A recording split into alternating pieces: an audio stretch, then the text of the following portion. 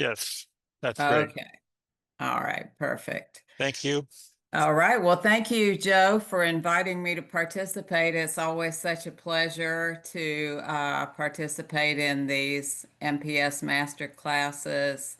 I know they're so valuable, and really, it's a pleasure to have been invited to talk today about enzyme replacement therapy for the MPS disorders. Here are my disclosures.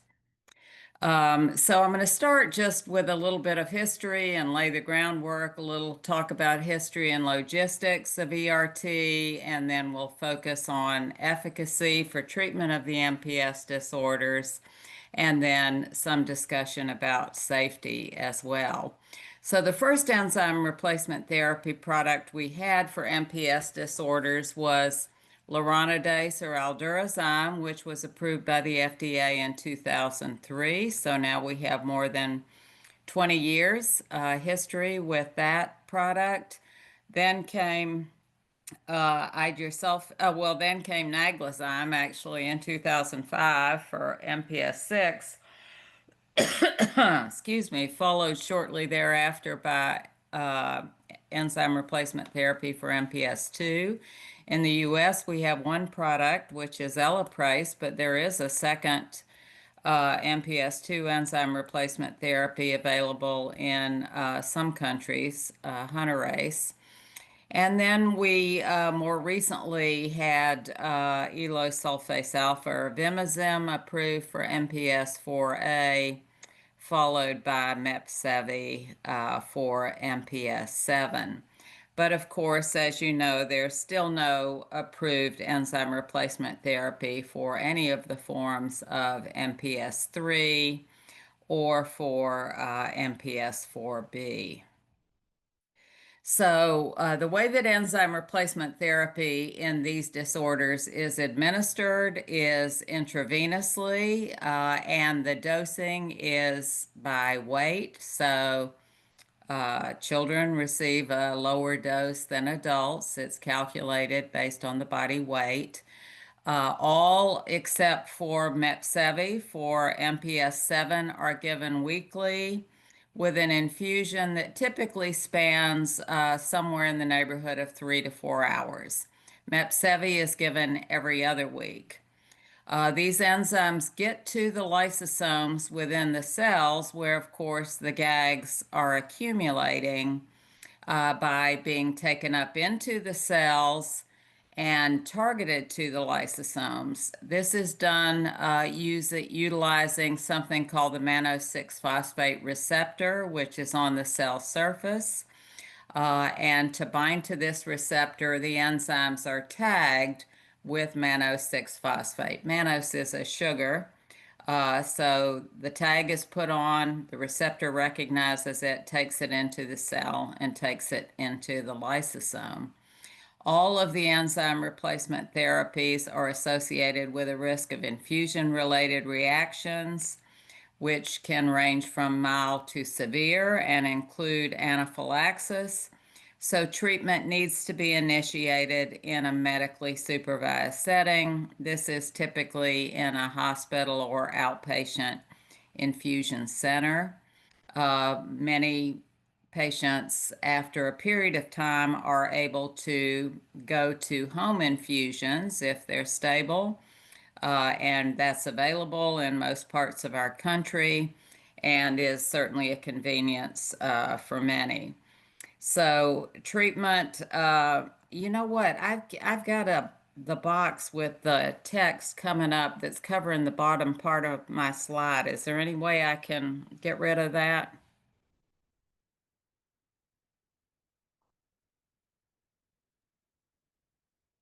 Barbara, we're not seeing, you may see it on your computer, but what's projecting is not blocking it. Okay, well, it's blocking my view. So Not the problem. anyway, all right. Well, I'll go ahead and try to work around it and try to remember what I've got on the bottom of the slide. Sorry about that, guys. Okay, so with weekly regular IV infusions, of course, sometimes we run into a problem with access, finding a vein, using up the veins. And so the question always comes up, should patients who are on enzyme replacement therapy have a port, a surgically inserted device, which is subcutaneous under the skin, covered by skin, where you have easier access. And this really is an individual decision. It really depends on the patient and the physician. You have to consider the potential risks and benefits. I mean, certainly the benefit is that you can easily access it. Typically, you don't have multiple sticks trying to find a vein. If you have a patient on home infusion where you have only a single nurse without ultrasound and other services available to help, then you may want to consider this for sure. But there are risks, and of course, you have the risk of the procedure to begin with, which isn't significant really, but it's also not trivial. I mean, there are always some risks, and then you also have risks of infection and also malfunction requiring revision or replacement of the port. So most of the young kids, in my experience, do have ports. We certainly use them very regularly in our patients. MPS patients can also be hard to get IVs on because of joint constrictions and things like this. So for most patients, it's really helpful to have a port, but older patients, adults, may do very well with peripheral IVs, and we have patients who've gone for years with peripheral IVs. So I think it just really is an individual decision. So first, now let's move to a discussion of how enzyme replacement therapy works. How well does it work? And I want to make some general comments about this initially, which really apply to all of our disorders. And one important one is that treatment is efficacious for prevention or stabilization of many of the somatic manifestations of MPS disorders, but prevention is always, always, always easier than reversal. So early treatment is very important. That's been the impetus for the development of newborn screening, which is critically important. Thankfully, we have it now for MPS 1, and we're getting it really spreading across the country for MPS 2. I hope to see it for other MPS disorders in the future so we can have the earliest possible treatment to prevent many of the somatic manifestations. Another important point is that the enzyme replacement therapy products that we have currently do not cross the blood-brain barrier in significant amounts, so they do not address the progressive cognitive decline associated with MPS 1, 2, and 7. So they really are treatments for the somatic or peripheral manifestations.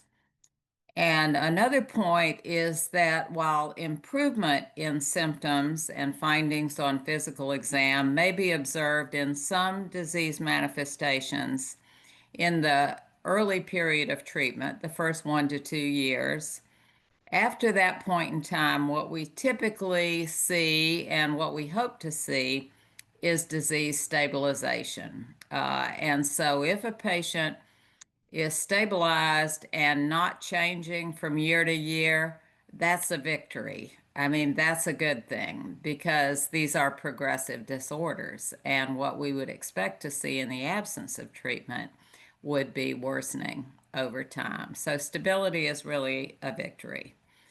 Now, what we know about the efficacy of ERT and MPS disorders comes from two different directions primarily. One is, of course, what we learned during the clinical trials before approval, and then secondly, what we've seen from real-world experience. In the clinical trials, it's important to recognize that only a very limited range of doses and dosing schedules can be evaluated. And of course, clinical trials run for only a limited duration of time, so there are only certain aspects of the disorder that can be evaluated in a clinical trial. Many important outcomes cannot be assessed, things like survival, because the time is just not long enough to do that. Nor can you really assess the incidence and severity of many of the complications of the disorders. Also, certain patient segments may not be represented. We know in some of the clinical trials, primarily attenuated patients were involved because there were endpoints that just weren't appropriate for patients with neuronopathic disease, with brain involvement, who may not be able to do things like pulmonary function testing or 6-minute walk tests.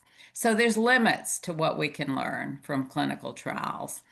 Now, once a drug is approved, we can hopefully continue to learn more about its impact, and registry studies are often very helpful with that. And as many of you know, because many of you have probably participated, we've had registries for all of the disorders where we've had products approved. Many of them have been completed, but some of them continue to be ongoing. And we've gotten some very valuable data from the registries that have taught us more about the impact of ERT over time. So, what we have learned, combining both our knowledge from the clinical trials and from real world experience, is that there are a number of different aspects of the disease which improve with therapy in at least some patients. And many of those are listed on the slide here. So we see improvements in mobility very often, and in clinical trials and in clinical practice, this may be assessed with tests like a 6-minute walk test, 12-minute walk test, 3-minute stair climb. And these tests assess mobility, and mobility, of course, is impacted by many different things. It's not just one thing. You know, cardiac function, respiratory function, whether you're having pain, orthopedic abnormalities. These things all impact mobility, how well you get around. Pulmonary function, as assessed by spirometry, pulmonary function testing, we see improvements in many patients. Sleep apnea may improve. What's called the LVMI, left ventricular mass index, and ejection fraction. These are measures of heart function. This may improve with therapy. Joint range of motion improves in some patients. Typically, you know, that's easier to improve the younger the patient is, because over time, joints can become basically fused in place. We get fibrosis, scarring around the joints, and you know, it's difficult to see improvement, but we can in some cases. Certainly, facial features, the changes in facial appearance that occur with MPS disorders, may be softened over time and really disappear eventually with treatment. Skin thickness improves, and in one of our MPS disorders, MPS 2, we have characteristic skin lesions, the pebbly skin lesions that look a little bit like hives, but without being red or pink. Those go away with enzyme replacement therapy. And growth can improve, particularly in the youngest patients. Beyond a certain age, we're not likely to see much impact on growth with enzyme replacement therapy. But there are some organ systems that are really not well treated by ERT. And when we talk about things that are not well treated, of course, we have to remember that when we're evaluating this, some patients are not treated until they already have very well established disease. So when we look at how well patients do in different areas, we have to try to dissect out, well, what, you know, didn't get better or continued to progress because treatment was too late, or, you know, are we not using a high enough dose? Or is it just that the ERT is not getting to this tissue well enough and it's just not efficacious? So there are many potential contributors to this. And of course, as we follow patients from newborn screening and we see how these very earliest treated patients do over time, we'll have a little better understanding of, how much of our failure to impact certain clinical findings is related to just the treatment doesn't work well in that system or versus we didn't start it early enough. So the skeletal system is one area where we have problems really seeing the benefits of ERT. So many of our patients, despite being treated for many years, may continue to have skeletal issues requiring orthopedic procedures, with pain, also short stature, of course. We know stature is impacted in many of the MPS disorders. The eye, corneal clouding, still progresses despite enzyme replacement therapy in MPS 1 and 6.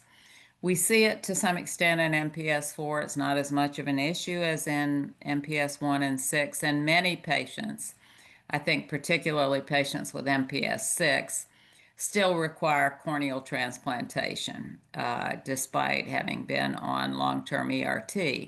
Now, the cornea is not very well vascularized, so another reason why it may not be effective is there's not as much blood supply to certain tissues, and that's how the ERT gets there, right? It gets there through the bloodstream because we're giving it intravenously, so that's another potential reason. Hearing, many patients, of course, with many of the disorders still require hearing aids, despite ERT. Peripheral nervous system may not be impacted. So we see carpal tunnel syndrome. It's not prevented by enzyme replacement therapy. We continue to have to monitor our patients for this. And cardiac valve disease. This may progress, get worse, despite therapy.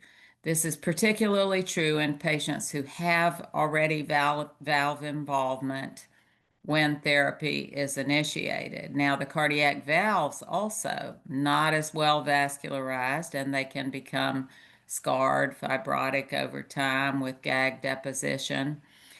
We don't really have enough long-term follow-up of these newborn screen patients yet to know if we may be successful, for example, in preventing cardiac valve disease. But this is still something that we have to address in many, many of our patients on ERT over time.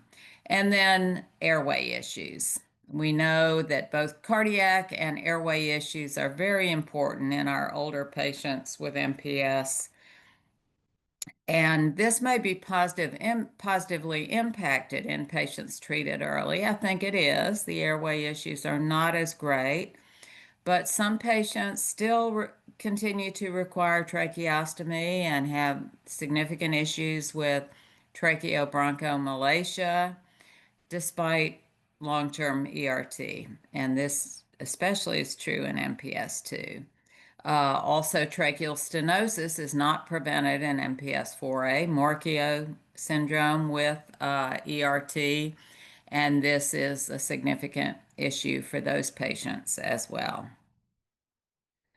So let's talk a little bit now about the individual disorders, starting with MPS 1. We know, of course, that hematopoietic stem cell transplantation is the standard of care for the severe form of MPS 1, Hurler phenotype, the Hurler syndrome. But we also use ERT in these patients, typically pre-transplant and continuing until full engraftment is achieved with restoration of circulating enzyme activity.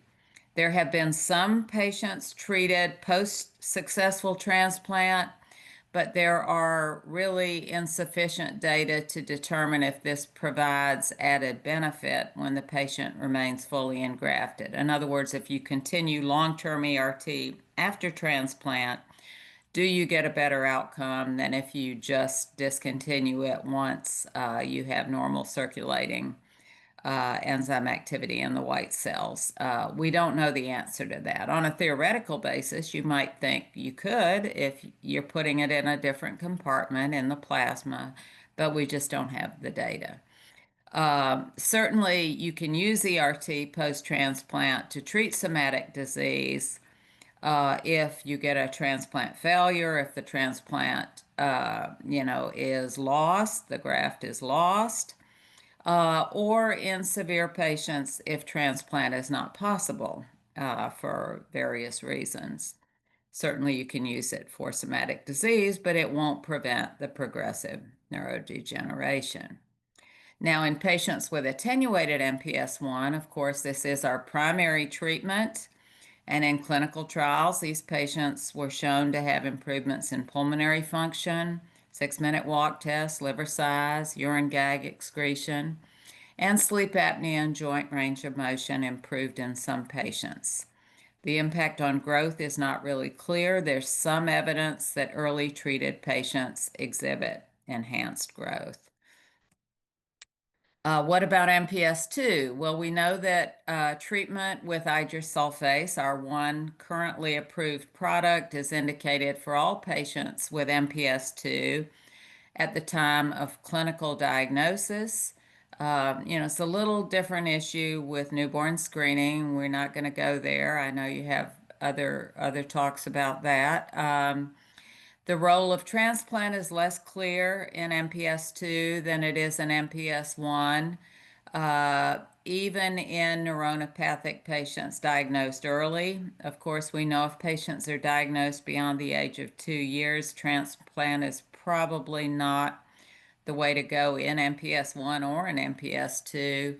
But even in the early transplanted patients where it's clearly efficacious in MPS I, the data are less clear in MPS II, but it is done in some cases, less so in North America than in some countries. It is an option. And the clinical trials of ERT and MPS II primarily included attenuated patients for the reasons we talked about earlier. The endpoints that were selected were ones that were appropriate for them. But we see somatic benefits in all patients, both the severe neuronopathic patients and the attenuated patients.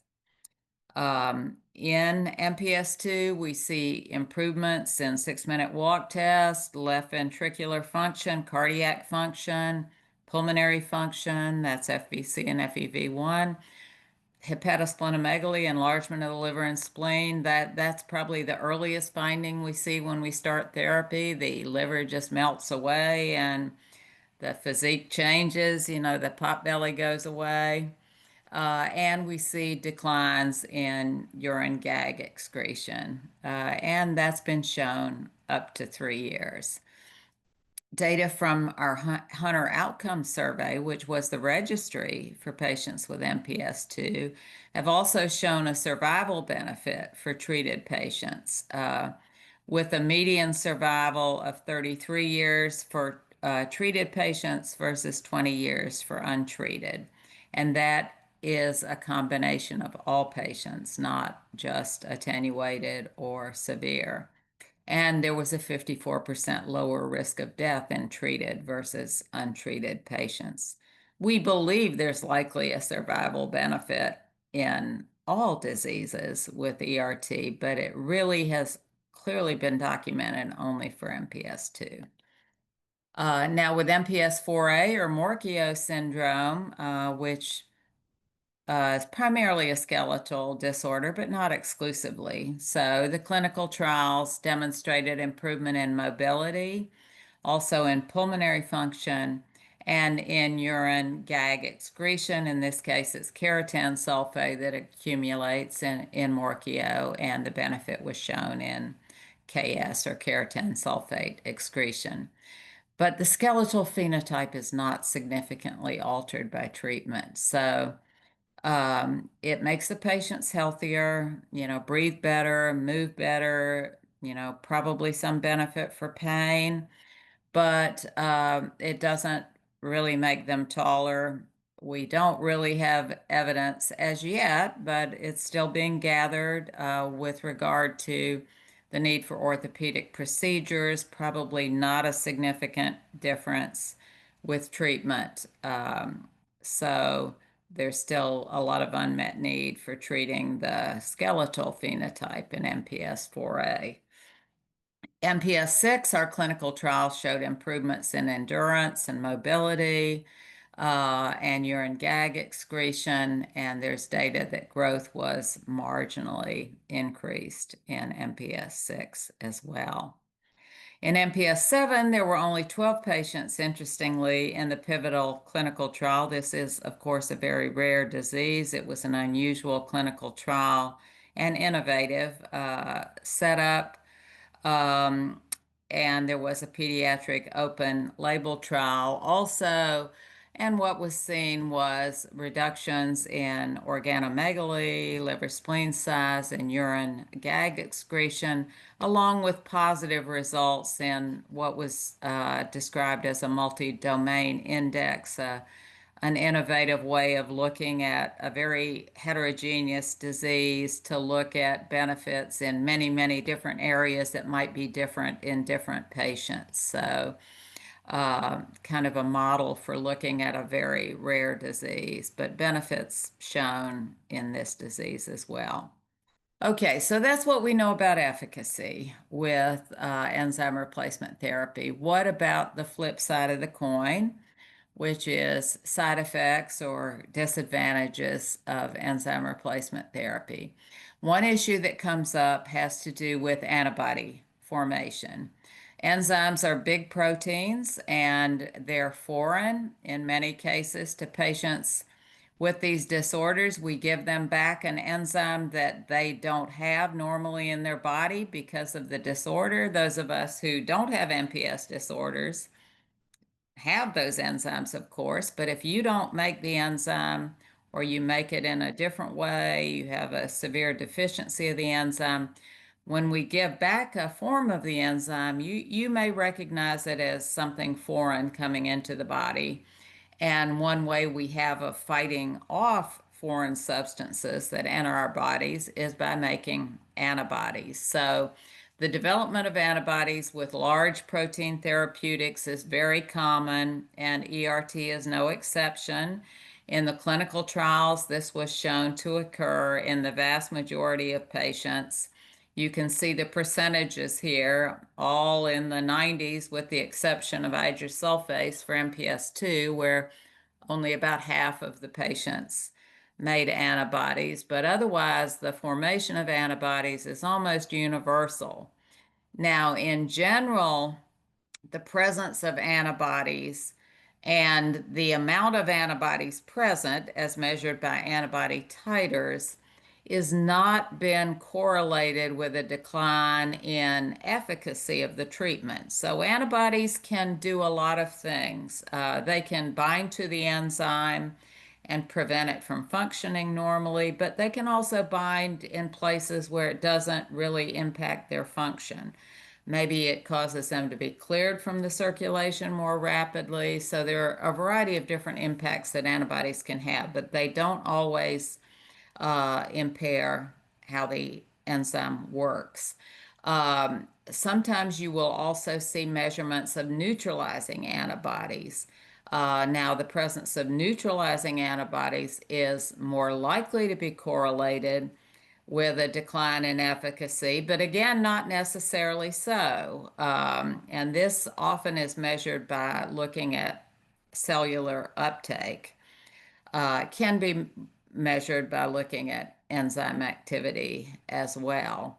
So in the clinical trials for some of these products, there was an assessment of particularly, I mean, it was easier with idursulfase where there were a substantial number that didn't get antibodies to look, is there a difference in our outcome measures in patients with and without antibodies? And it generally was not seen. In a disorder like MPS 4A, the way this was looked at was they looked at the quartile of the titers. So those with the highest antibody titers versus the lower. Lowest quartile, was there a difference in performance on the outcome measures like 6-minute walk test? Wasn't shown in any case.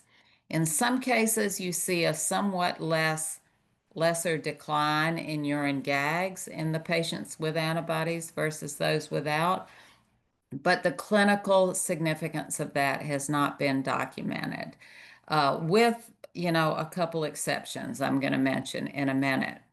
Most of the antibodies that we see formed to ERT are immunoglobulin G, IgG, which is the most common antibody type. If you get an infection, that's commonly what it is that you make. IgE antibodies, which are the allergic antibodies, the typical allergic antibodies with things like food protein allergy or bee sting. They may be observed, but they're very uncommon. The one disorder where we see this a little bit more is MPS 4A, where you may have patients with IgE antibodies, but they're very rare with the other ERTs. Many patients do have the neutralizing antibodies that I was talking about, but even those are not necessarily linked to efficacy. In general, patients with antibodies are a little bit more likely to have infusion-related reactions than those without, but there's not a one-on-one, one-to-one relationship. So it's a complicated situation. And so I mentioned that we think that the presence of antibodies in most patients does not measurably impact efficacy. There are exceptions. There are, for example, a few patients with MPS 2 who have very high titer antibodies with neutralizing antibodies and have a loss or lack of efficacy.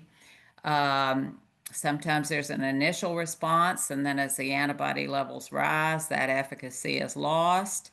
We see this both in looking at urine gags, which may return to baseline level or never decline as they should with therapy, and you see it also in terms of the clinical manifestations.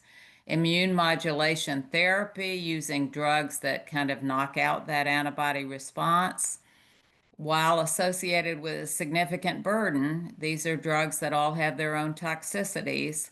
It has been effective in eliminating antibodies and restoring efficacy in several reported patients. And for patients where we know this is a very likely outcome, those with complete gene deletions, for example, this is something now that I think we want to do with the onset of therapy, because it's much easier to prevent the formation of antibodies than to knock them out once they're there. So once they're there, it's a complicated decision to decide what you're going to do, because many of these other drugs that we have to use are given IV. They have their own toxicities, as I mentioned, so it's complicated. How do we evaluate antibodies in clinical practice? The reality is we can't do it for most of the disorders. Antibody testing is not available for any disorder, any of the MPS disorders, for the drugs that we're using in clinical reference laboratories. The companies that make the product may offer it. It can be obtained for MPS 1 or MPS 2 through the pharma company that produces the drug, and you can do it on either a routine basis or in the event of an IRR, or if you have concerns about loss of efficacy. I do it routinely where I can get it, but we can only get it for those two disorders. It's not available at all for MPS 4A or 7. And it was available for MPS 4A through the Mars registry for patients in the registry, but that's now closed. And it is available in the MPS 7 DMP for a disease monitoring program, a little bit like a registry, if the patient's enrolled, but otherwise no. And it's not available at all in MPS 6. So moving on from antibodies, we talked about when we start ERT, when, if ever, should it be discontinued in a patient? In general, this is something that is maintenance therapy and will continue indefinitely. But there may be situations where you think about discontinuing therapy, and the primary setting for this would be the patient with progressive disease who appears to be near the end of their life, and you feel that the burden of therapy outweighs any likely benefit. So maybe the patient has very poor IV access, doesn't have a port, or the port doesn't function anymore. The patient can't tolerate anesthesia to put in another port, or they have to go to an infusion center, and the burden of getting there is too great. But I think in general, this decision is one that needs to be made jointly with the patient's family. And in my experience, many patients have continued ERT right up until the day that they passed away. And I think it keeps the patient healthier, despite the fact that the progressive neurologic degeneration continues to occur. So what about safety? We know that all forms of ERT are associated with infusion-related reactions, which primarily but not exclusively occur during the early months of treatment. You are going to have another session on treatment of infusion-related reactions, so we won't go there. And there are really no other long-term safety issues beyond infusion-related reactions that have been identified as being associated with these pharmaceutical products. We already mentioned that patients who have indwelling ports may experience port infection or malfunction, however, leading to complications. So, in summary, enzyme replacement therapy is the primary disease modifying therapy we have currently for MPS 4A, 6, and 7.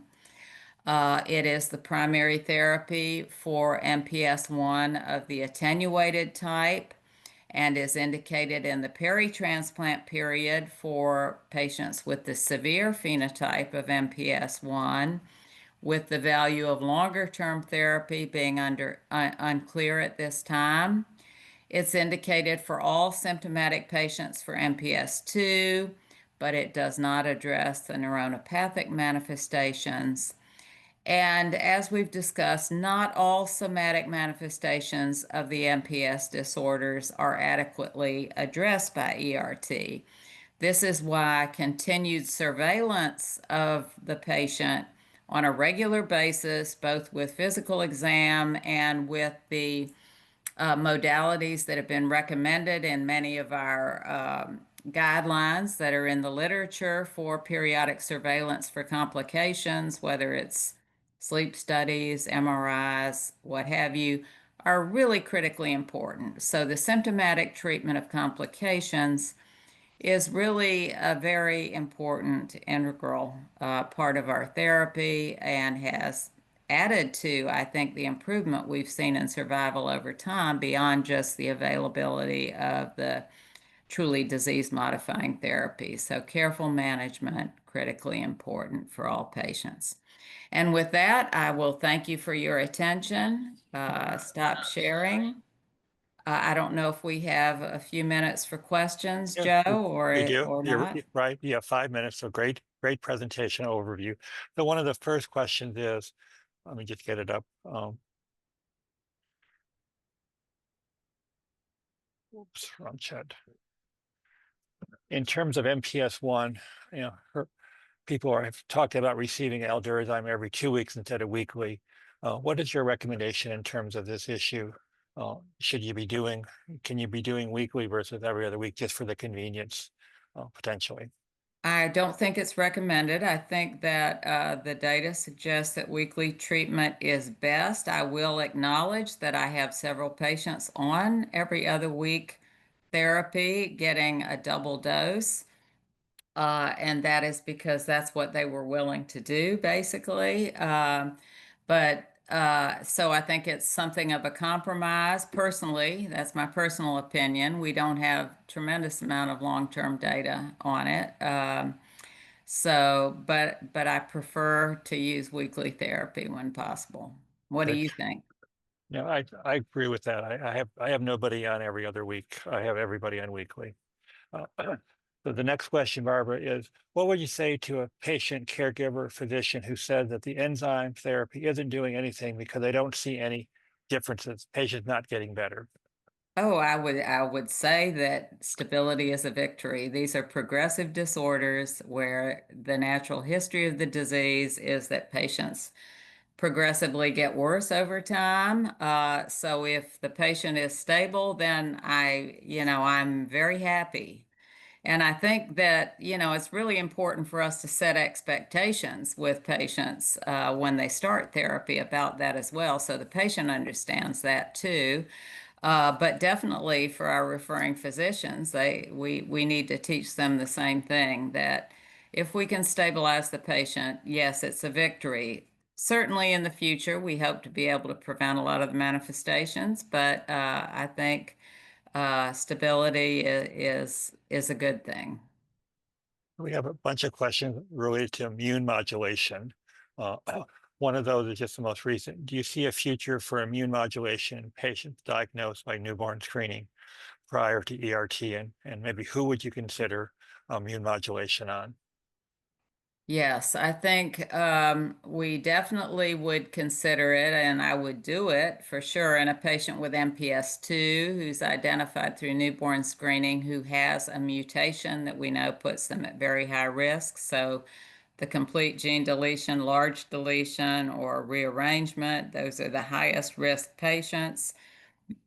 There are other patients who develop high titer antibodies, but they're more difficult to predict. And so I think at this point, those would be the patients that I would treat prospectively. With the other disorders, we just really don't have enough evidence of what what the impact of these antibodies is, nor do we have evidence of how well we might do if we tried to do prospective immune modulation. It is something we need to look at, though, I think, because we may underappreciate the impact of these antibodies, particularly in these disorders where almost everybody has them.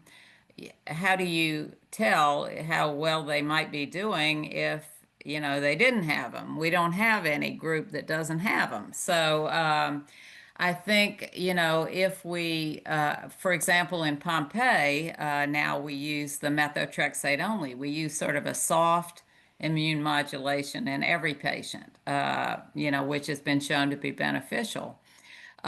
Maybe some approach like that might be helpful in some of these other disorders, but I think this is something that needs to be studied before we can give a firm recommendation about what we do. So one last question for MPS 1 patient, 1 year post-transplant, who continues on ERT. Do neutralizing antibodies carry the risk of affecting the body's production of enzyme, ironidase? So they're a neg, No, so I, they're, I mean, no, people worried about that with transplant, but you know what? When you transplant, you replace the immune system too, basically. I mean, you're reconstituting the hematopoietic system with donor cells, and they're not going to recognize the enzyme as foreign. So I think that's not an issue, really. No, thank you. We're going to have to go on, Barbara. Thank you very much. There was a you're welcome. bunch of questions about immune modulation. We could probably spend the whole next hour on immune modulation, but that's for another topic. So I'll keep that in mind. Again, thank you, Barbara. Thank you.